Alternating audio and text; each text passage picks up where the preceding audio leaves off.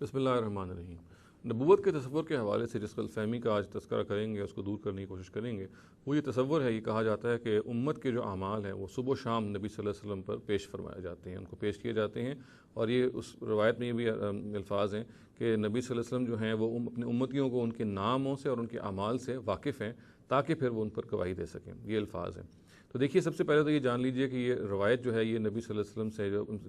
جس کی نسبت کی جاتی ہے، یہ اپنی روایت اپنی نسبت ہی میں مشکوک ہے۔ اس میں دو ہیں بنیادی خامیاں جو پائی جاتی ہیں۔ یہ روایت سعید ابن مسیب سے ہے، جو کہ ان کے بارے میں معلوم ہے کہ ان کی نبی صلی اللہ علیہ وسلم سے کوئی ملاقات نہیں ہوئی، اور یہ ایک مرسل روایت ہے، ایک تابعی ہیں جو نبی صلی اللہ علیہ وسلم سے براہ راست روایت کر رہے ہیں۔ اور دوسرا اس کے اندر سکم یہ ہے، دوسرا اس کے اندر فلا یہ ہے کہ اس میں اس کی جو چین آف نریشن ہے، اس کی جو اسناد میں الفاظ آتے ہیں رجل من الانصار، ان کا مطلب یہ ہے کہ انصاریوں میں سے ایک شخص نے بیان کیا، ظاہر اس کا نام نہیں لیا گیا، جس کے نتیجے میں یہ جو حصہ ہے وہ مجہول ٹھہرتا ہے۔ تو یہ دیکھیے کہ اس روایت کی ہم اس سے پہلے کہ اس پر کچھ کلام کریں، یہ روایت ہی کی نسبت نبی صلی اللہ علیہ وسلم پر مشکوک ٹھہرتی ہے۔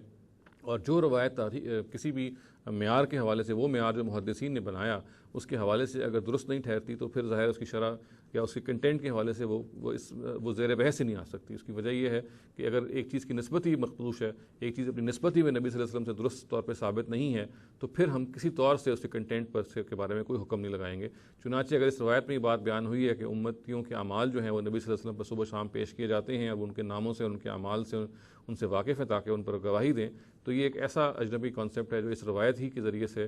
سامنے آتا ہے۔ یہ روایت ہی یہ بات بیان کرتی ہے، اور چونکہ یہ روایت جو ہے اپنی اصل میں نبی صلی اللہ علیہ وسلم سے اس کی جو نسبت ہے وہ مشکوک ہے، وہ مخدوش ہے، جیسا کہ میں نے عرض کیا کہ یہ روایت تو اصل میں نبی صلی اللہ علیہ وسلم تک پہنچتی نہیں ہے۔ یہ سعید بن مسیب جو ہیں، جو کہ تابعی ہیں، یہ ان کا قول ہے۔ اور دوسری اس کے اندر خرابی یہ ہے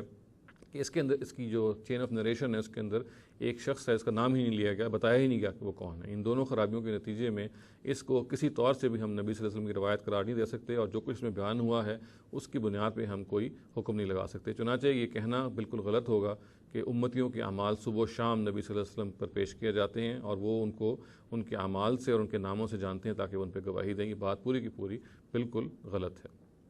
اقول قولی ھذا واستغفر اللہ لی ولکم ولسائر المسلمین والمسلمات۔